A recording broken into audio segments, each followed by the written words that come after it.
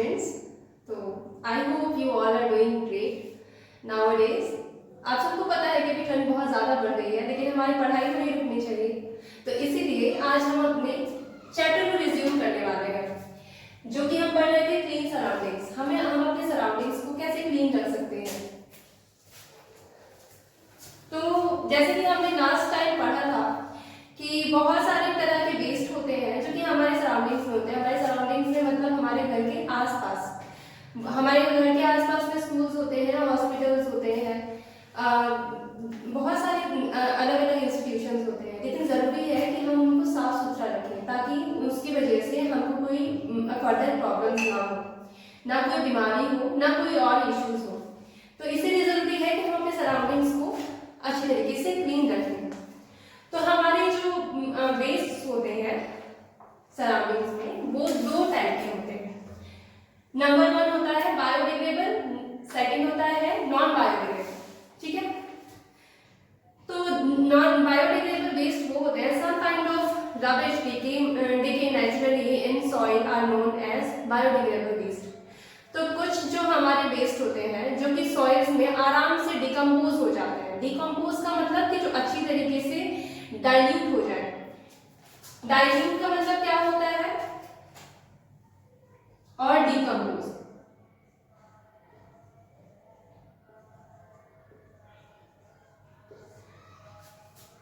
Decompose का मतलब होता है कि अच्छी तरीके से मिल जाना, गल जाना। जब हम सॉइल में अगर कोई भी चीज अगर पड़ती है, नेचुरल चीज पड़ती है, जैसे कि हमारे ये गले हुए, सड़े हुए फ्रूट्स हुए, या फिर छिलके हुए, आलू के छिलके हुए, प्याज के छिलके हुए, या फिर वेजिटेबल्स हुए, वुड्स हुए, लकड़ियां हुई, या फिर पेपर हुआ, ये सारी जो चीजें होती हैं वो नेचुरल होती हैं। तो नेचुरल चीजें जो होती हैं वो मिट्टी में आराम से मिल जाती हैं, और जब वो आराम से मिल जाती है तो वो अच्छी तरीके से डिसॉल्व हो जाती है। जब रेन उस पर पड़ती है तो वो मिट्टी में गलते गलते वो उसी में डाइल्यूट हो जाती है अच्छी तरीके से। आपको ये भी नहीं पता चलेगा कि उसके ऊपर कोई गंदगी थी भी कि नहीं थी। और ये एज अ फर्टिलाइजर का भी यूज करता है। बहुत जगह पे आप लोगों ने देखा होगा कि खेतों में एज अ फर्टिलाइजर भी ये सारी चीजों को डाला जाता है। जैसे काउ डंग हो गया, काउ डंग भी एज अ फर्टिलाइजर हमारे यहाँ पे यूज किया जाता है उस सॉइल की फर्टिलिटी को बढ़ाने के लिए, ताकि जो उस पे प्लांट्स हों वो और भी ज्यादा उपजाऊ तरीके से ग्रो हो। तो ये सारी जो एग्जांपल्स हैं ये आपके बायोडिग्रेडेबल वेस्ट के एग्जांपल्स हैं। ओके, तो नेक्स्ट है हमारा some kinds of rubbish decay naturally in soil known as biodegradable waste. When rodent fruits और their peels, vegetable peels, wood, paper etc. are thrown into open, they are acted upon by the microbes in the soil and decomposed into simple organic matters which increases the fertility of the soil.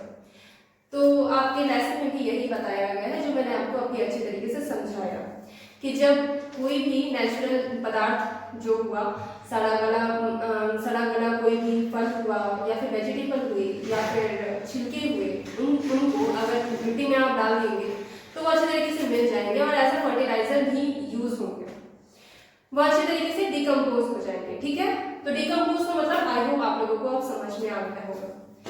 तो next let me go to the next topic. This is non-biodegradable waste. Non-biodegradable waste biodegradable waste के opposite होता है। Non-biodegradable waste वो होता है जो कि मिट्टी में डाइल्यूट नहीं होता, वो डिकम्पोज नहीं होता।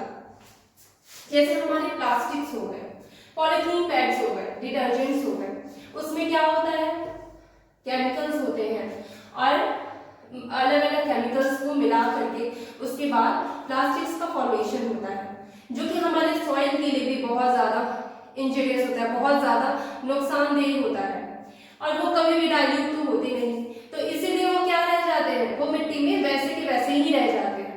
बाद में जाकर के अगर वो मिट्टी में दब भी जाए, सालों बाद भी अगर आप देखोगे तो प्लास्टिक की जो चीज़ें होती हैं वो वैसे की वैसे ही पाई जाती हैं, वो मिट्टी में कभी नहीं गलती। इसीलिए हम लोगों ने सुना होगा कि बीच में हम लोगों की गवर्नमेंट ने एक अभियान भी चालू किया था, नो प्लास्टिक।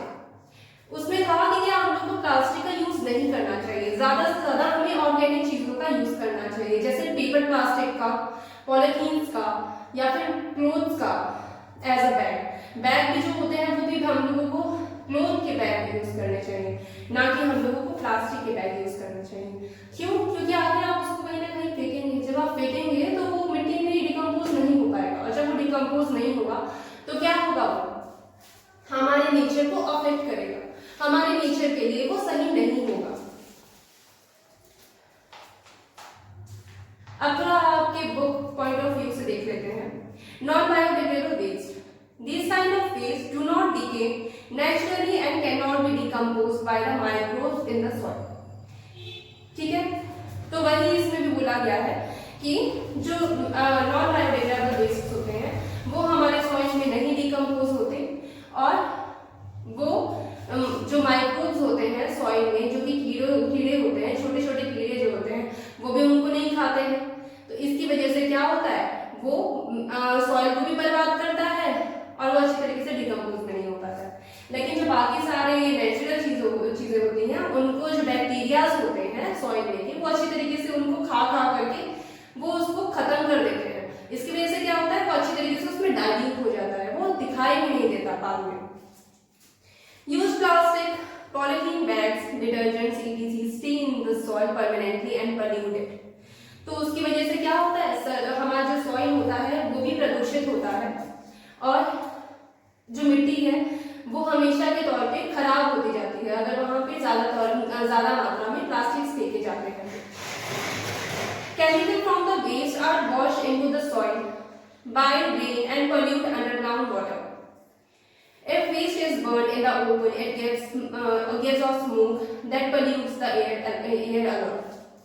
तो वही बात है कि अगर हम प्लास्टिक को जलाते हैं तो वह हमारे वायु को प्रदूषित करता है, और वही अगर पानी में बह जाता है तो हमारी पानी भी दूषित होती है।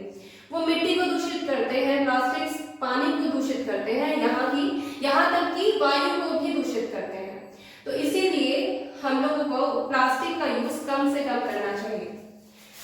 जैसे कि मैंने यहाँ पे आपको डायग्राम के तौर पे समझाया है, ये जैसे ट्रीज है, ट्रीज से हमको क्या वुड मिलता है, वुड के द्वारा वुड से हम लोग क्या बनाते हैं, पेपर्स बनते हैं, वुड से हमारे जितने भी फर्नीचर होते हैं वो बनते हैं। तो वो जितनी भी चीजें होती हैं वो बायोडिग्रेडेबल होती हैं।